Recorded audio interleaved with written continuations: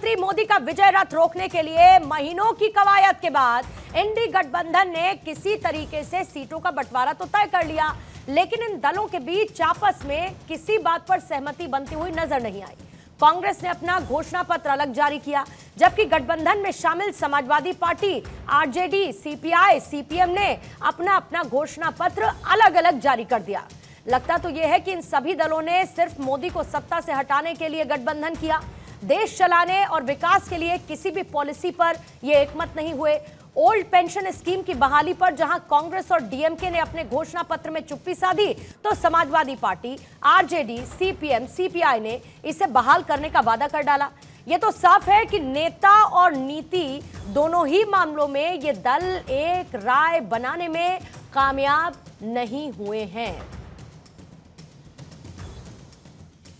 ये मैनिफेस्टो हिंदुस्तान की जनता ने बनाया है, हमने सिर्फ इसको लिखा है। जो किसानों ने हमें बताया, खारगे जी को बताया, मुझे बताया, बाकी नेताओं को बताया, वो हमने लिखा है। चाहे वो रोजगार की बात हो, चाहे वो कॉन्ट्रैक्ट लेबर की बात हो,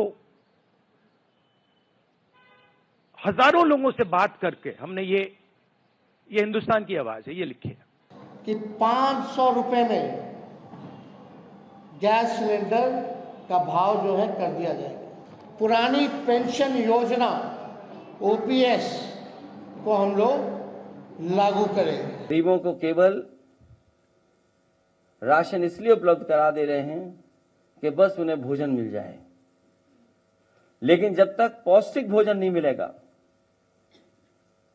तब तक उनका स्वास्थ्य बेहतर नहीं हो सकता, वो सोच और समझ भी नहीं अच्छी हो सकती है। इसलिए आटा और डाटा का अधिकार की बात इसमें हम लोग कर रहे हैं। तो देखिए, सवाल हैं इसी बीच में, क्योंकि अब 19 तारीख नजदीक है जब पहले फेज की वोटिंग होनी है। ऐसे में जनता एक बड़े हिस्से में इस बात का इंतजार कर रही थी कि भाई कॉमन मिनिमम प्रोग्राम विपक्ष क्या लेकर आता है, लेकिन कॉमन मिनिमम प्रोग्राम जैसा कुछ नजर नहीं आया। उधर बीजेपी ने अपने घोषणा पत्र का ऐलान करते हुए हर किसी को चौंका दिया। ऐसे में कुछ सवाल है और उन सवालों पर चर्चा करनी भी जरूरी है। आज दहाड़ में जिन सवालों को लेकर चर्चा करेंगे, सबसे पहली बात यह है, न विचार एक न घोषणा पत्र। कैसे रोकेंगे मोदी का विजय रथ, जिसमें वो 400 पार की बात करते हैं। 4 जून को नतीजा आएगा। इंडिया की राहें, इंडिया अलायंस की राहें अभी से आखिर जुदा क्यों नजर आने लगी हैं? घोषणा वर्सेस घोषणा, क्या माई वे की राह पर इंडिया इस वक्त है? बिना कॉमन मिनिमम प्रोग्राम आखिर 2024 का महासंग्राम कैसे जीतेंगे? और चुनाव में विपक्ष के पास कॉमन मिनिमम प्रोग्राम आखिर क्यों नहीं है?